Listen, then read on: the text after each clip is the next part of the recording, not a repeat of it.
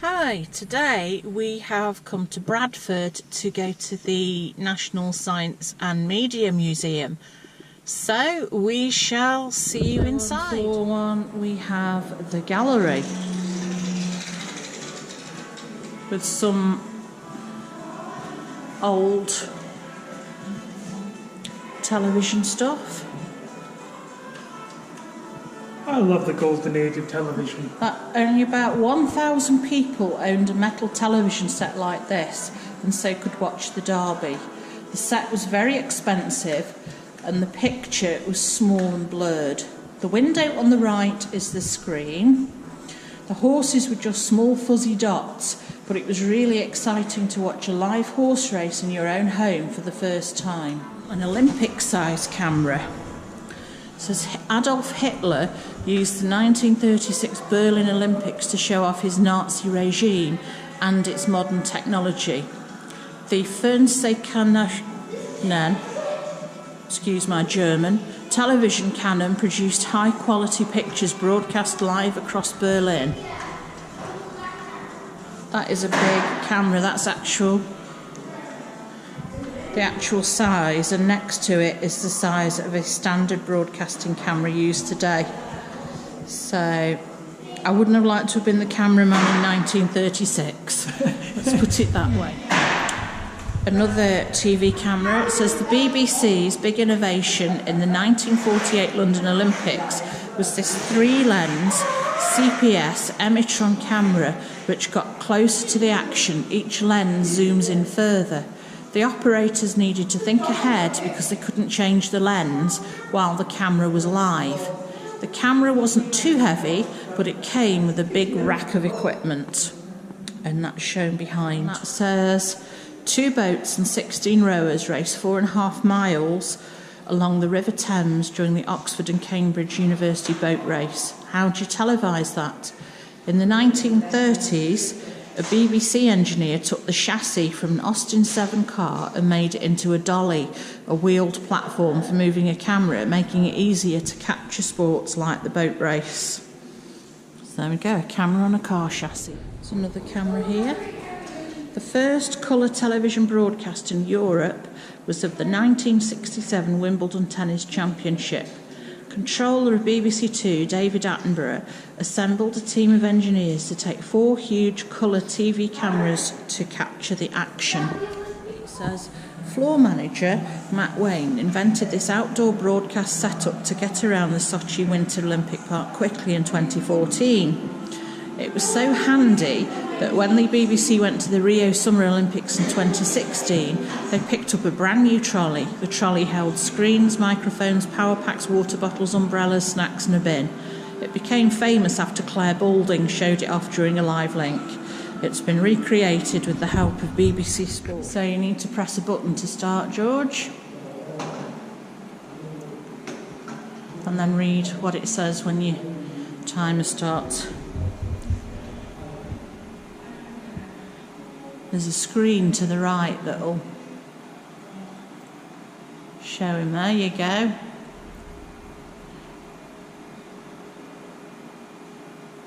How long will I from the action replay studio where headlines, wings on fire, wings rolled dirty, I'm getting second, and keeping time passing,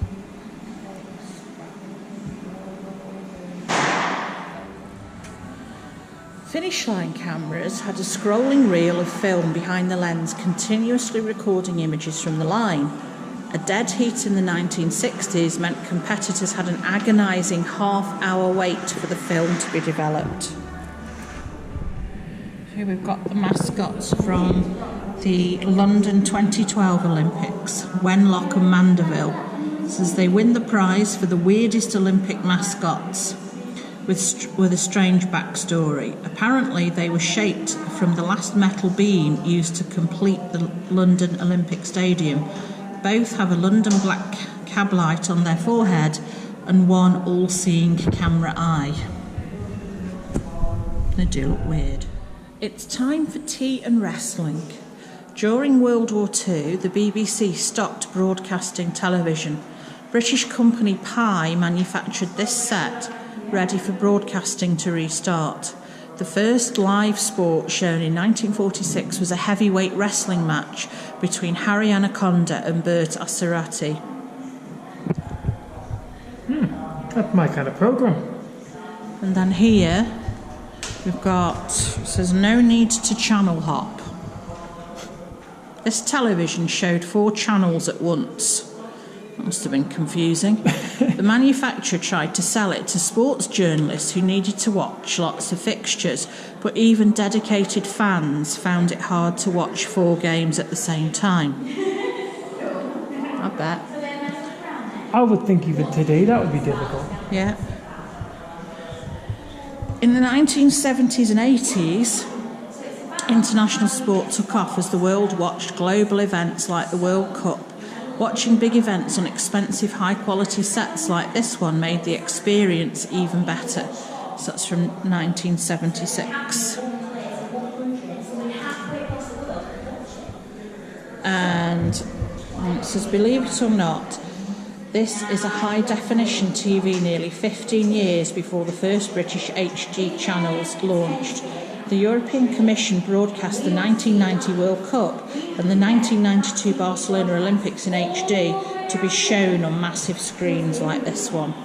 Timeline here that shows the history of British broadcasting from 1920 going right through until 2015. We have got the puppets of Scott Brains and Captain Scarlet featured here, are studio standard replicas of the original characters featured in Thunderbirds 1965 and Captain Scarlet and the Mysterons in 1967. And move along. Oh, we have Zippy and George. Zippy appeared in the very first episode of children's programme Rainbow in 1972. He was joined by George the Pink Hippo in 1974. I remember watching Rainbow. Oh, here's another old one. Play School. The Play School toys. Oh, I remember. Since Play School went off air in 1988, the toys have been permanent residents in the museum's archive. The 5 original toys were Humpty, Big Ted, Little Ted, Jemima and Hamble. The Hamble doll used to freak my mum out. I don't know why. We have the Wombles. Underground, overground. Although they first appeared on TV in 1973, these Wombles are from the 1997 TV series. In the best Womble recycling traditions, these new puppets were made from bits of the other 1970s originals. We've got Wallace and Gromit, have starred in 3 TV adventures and a feature-length film, all made by animation company Aardman. This is a resin model from 1995's Wallace and Gromit, A Close Shave. So that will be Shaun the Sheep. This is Gordon the Gopher, Philip Schofield's companion in the children's BBC broom cupboard and then on Saturday morning show Going Live. Many viewers sent in homemade outfits for Gordon to wear on the show. Go around, we can see Gordon the Gopher. Oh, we have a Dalek. Exterminate. The Daleks were created by scriptwriter Terry Nation as a villain to confront the Doctor in the first series of Doctor Who in 1963. Nation went on to create the classic science fiction series Survivors 1975 and Blake 7 in 1978.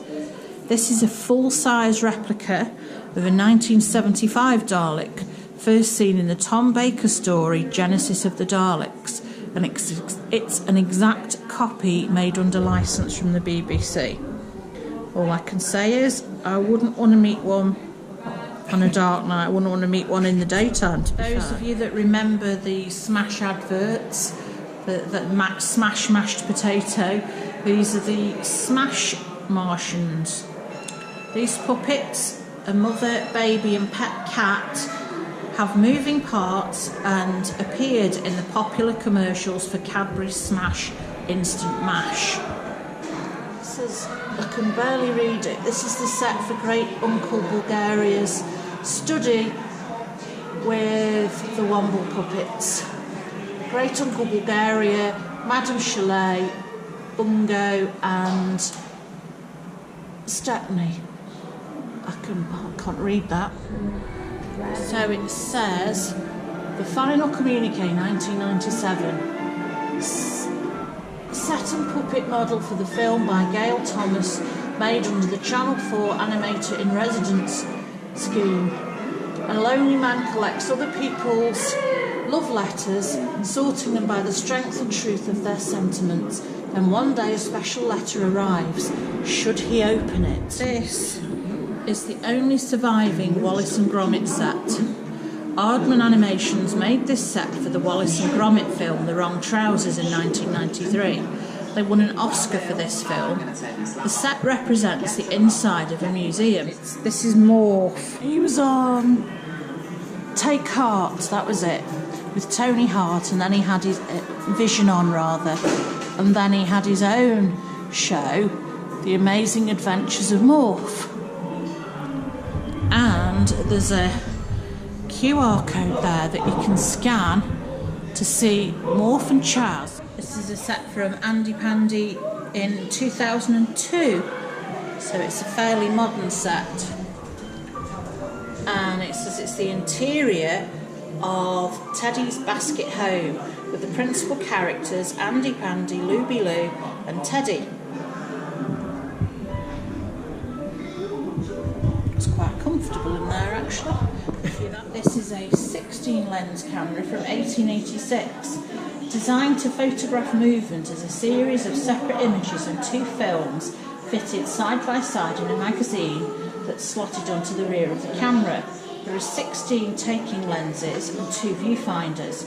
The camera was patented in 1888. So now there's a very early one, Pong, and a Sinclair ZX Spectrum. Still got one of those in the loft. One computer Scrabble. And Horace Goes Skiing. And Manic Miner.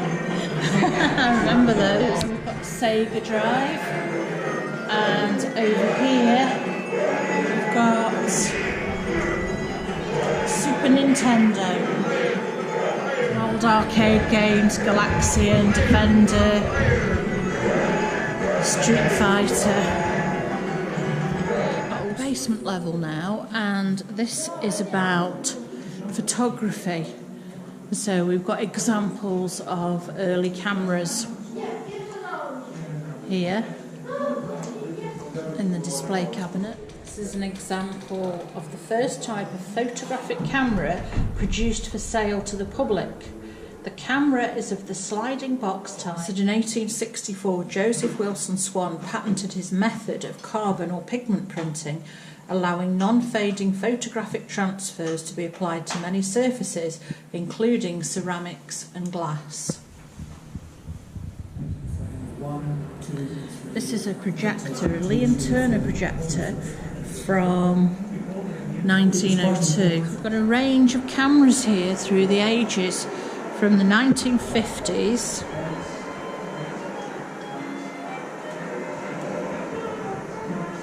they look really, really old. My first camera was one like that box one there, but it got stolen.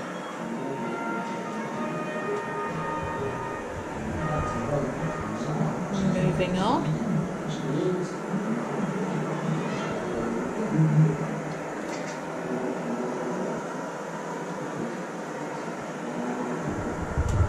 That's a weird looking camera. Kodak stereo camera from 1954. It just looks so strange when you look at what we've got now. Oh, a 3D Viewmaster. I remember my grandparents having one of those, but it looked more like that one. We've got cameras from the 1970s. I remember having one like that had a 110mm size film. It was the first camera my dad bought for me. My goodness, how things have changed. Wow.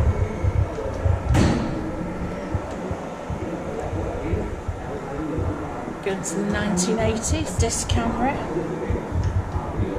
Oh, my dad bought me an Olympus camera like that one there. Remember that? Was that quite a good camera?